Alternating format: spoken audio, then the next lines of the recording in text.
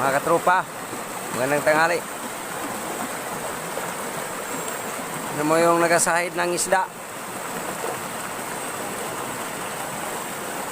Ano mga katropa, oh.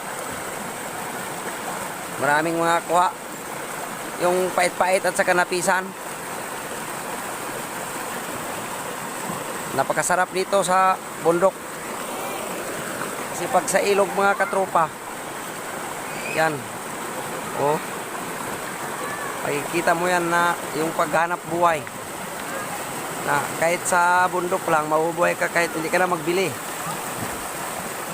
Kasi pagpunta ka lang sa ilog, makaulam ka na.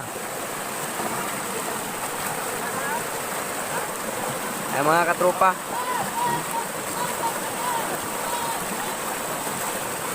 makikita niyo yan.